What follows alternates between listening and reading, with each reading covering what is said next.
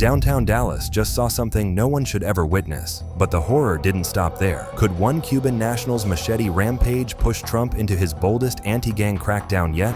The suspect, identified by the Dallas Police Department as 37-year-old Jordanis Cobos Martinez, has admitted to using a machete to kill a man. To that thing, the suspect has a machete, and Fire is noticing that he is actually cutting someone's head off. President Trump and Secretary Noem are no longer allowing barbaric criminals to indefinitely remain in America. This killer had a history so disturbing that it forced Trump to unleash the biggest ever ICE raids on Cuban gangs, ex offenders, and smugglers. Feds just announced an $18 million Cuban migrant bust, and the deeper you look, the worse this story spirals. Let's look into it. Chandramouli Nagamalaya had left behind Bangalore, India in 2020 with a dream. He always dreamed of being in the hospitality business, and his passion was so strong that it inspired his son Gaurav to want the same future. That dream ended in the most nightmarish way imaginable, inside the very motel he managed in Dallas, at the hands of someone he entrusted with his business. And it was a broken washing machine that started it all. That morning, Chandra asked his co-worker, 37-year-old Jordanis Cobos Martinez, not to use it. What should have been a minor workplace spat escalated into unspeakable violence. Martinez pulled out a machete and began stabbing Nagamalaya as his wife and son watched in horror. Witnesses say Cobos Martinez didn't stop when Chandra tried to run. In fact, that angered him even more, like Chandra was just supposed to sit and take it. He slashed, stabbed, and pushed aside his family when they tried to stop him. Meanwhile, Chandra's family and shocked passersby called 911. In it, you can hear that even veteran dispatchers were stunned. To that thing, the suspect has a machete, and Fire is noticing that he is actually cutting someone's head off. By the time first responders arrived, Chandra was dead, and his head was rolling into the parking lot after Martinez kicked it several times. His funeral was held both in Dallas and back home in India. His grieving family spoke to the media, trying to let Chandra be remembered for who he was when he was alive. They said he had a smile that could light up a room, a heart that always put others before himself, and a spirit that encouraged young people to dream bigger. But no one can forget the ending. And so, when his family set up a GoFundMe for his funeral, over $300,000 was raised. These were the people angered at what happened, angry at Martinez, and even angered when they learned about his past. I find it sick, disgusting. I'm speechless. Kinda out of the norm and is mind-blowing. This is why Trump's administration moved fast, because this wasn't a random outburst. It was the final straw in a system that had already failed to remove a man with one of the darkest records imaginable. On paper, Cobos Martinez was a hotel employee. In reality, he was not legally in the States. He was a Cuban national with a trail of arrests and violent convictions stretching back years, who should have been deported long ago. Here's what ICE reported. According to Immigration and Customs Enforcement, those crimes include child sex abuse, grand theft of a motor vehicle, false imprisonment, and carjacking. Yeah, each one of those warranted years and years behind bars. He'd already spent 5 years in prison in Houston for aggravated assault, but that did nothing to change his behavior. After he was released, he carjacked a woman in California while naked, then CA and false imprisonment. And yet, every time he was supposed to be deported, Cuba refused to take him back. Under Biden-era rules, that refusal meant he was released back onto American streets, released to work in motels, released until he finally picked up a machete and slaughtered a father in front of his family. U.S. officials also say they had a final deportation order in January, but when Cuba refused him, he was released. Months later, Cobos Martinez took a machete and beheaded Chandra Nagamalaya in front of his wife and son. ICE now calls him the exact kind of depraved criminal Trump says will never slip through again. And with Trump back in power, he's using this case to justify the most aggressive Cuban gang crackdown in decades. Because if one man's release could lead to a beheading in Dallas, how many more Cuban offenders are still out there? And how far is Trump willing to go to hunt them down?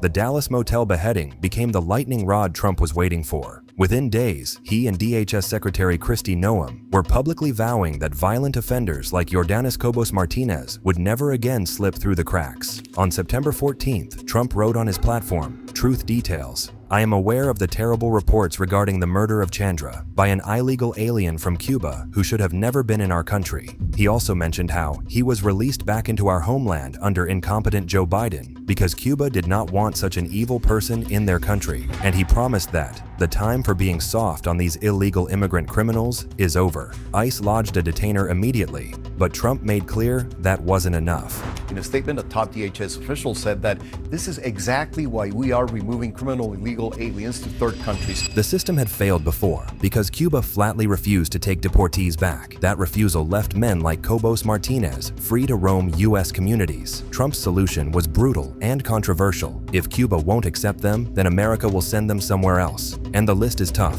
President Trump and Secretary Noem are no longer allowing barbaric criminals to indefinitely remain in America. If you come to our country illegally, you could end up in Eswatini, Uganda, South Sudan, or Sikot. That's the notorious prison built for MS-13 gang members in El Salvador, the one that turned El Salvador from the most dangerous country in the Western Hemisphere to the second safest, right under Canada. The message was unmistakable. Violent Cuban offenders would now face deportation not back to Havana, but to far-flung nations willing to house them in prisons worse than death, designed for gang crackdowns. Trump's allies say this is the only way to stop another tragedy like Chandra's. His critics call it political theater that risks human rights abuses abroad. But ICE insists the case of Yordanis Cobos Martinez proves why drastic measures are needed. A DHS spokesperson warned that if the system doesn't change, more depraved criminals will be released again. Now, Cobos Martinez is arrested, and with the evidence the police has, he'll most likely rot in prison. But the process is slow. The suspect is in custody and charges are pending. And even with promises like these, and that he will be prosecuted to the fullest extent of the law. The outrage over Chandra's death has given Trump the public backing to push this policy harder than ever before. Here's how. Within days, ICE exposed an $18 million Cuban crime ring. As Trump sharpened ICE's blade, another revelation made the crackdown even more urgent. In Tampa, federal prosecutors unsealed charges against 12 people accused of running a sprawling Cuban migrant smuggling ring worth $18 million. A massive smuggling ring was busted by federal officials this week, with 12 people accused of conspiring to smuggle illegal Cuban migrants to the United States for profit. We're told that they allegedly charged up to $40,000 for each person they successfully brought into the U.S. The operation, according to authorities, ran like a cartel franchise. The victims were recruited through social media, promised fake European visas, and then funneled through commercial airports into the U.S. For each migrant, the Cuban gang got rich. Attorney General Pam Bondi said, "They used Zelle to transfer over $7 million over the course of this scheme, and I believe had profits, cash of over $18 million. Yep, $18 million, just from his branch of their business. As you guys know, crime cartels like these rarely have just one source of illegal income. Ledgers recovered in the bust showed names, debts, and payments, almost like an accounting firm, except this business was human lives. Even children were part of the scheme, carried into the country on forged documents. Pam Bondi didn't hold back.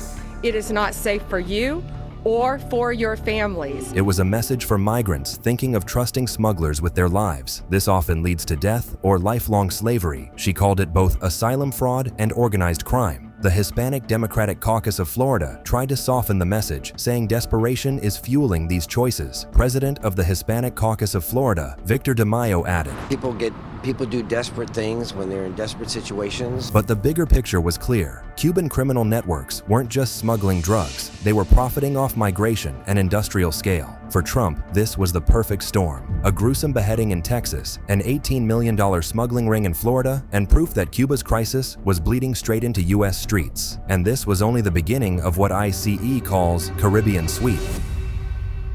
As ICE cracked down at home, U.S. military intelligence was already hunting the bigger Cuban connection abroad. For months, satellites tracked a freighter shuttling between Venezuela and Cuba. Late one night, U.S. patrol planes picked up intense activity on the deck, a ship that wasn't following the regular commercial route. Special forces slipped aboard, using ropes and silent fast boats. What they found was staggering. Tons of cocaine and fentanyl packed into hidden compartments. The crew panicked, but one man was hiding deeper inside. It was a commander accused of running the Cuba-Venezuela pipeline, moving narcotics north into U.S. waters. The estimated street value, $50 million. To Trump, the bust didn't exist in isolation. It played directly into decades of what he calls anti-American socialism, binding Havana and Caracas. Since Hugo Chávez's rise in 1999, Venezuela and Cuba forged a partnership built on ideology, oil, and intelligence. Even today, Venezuelan and Cuban ministers publicly vow to stand as united brothers in solidarity while U.S. sanctions choke their economies. Now, imagine what this means to Trump after his admin is openly threatening Maduro.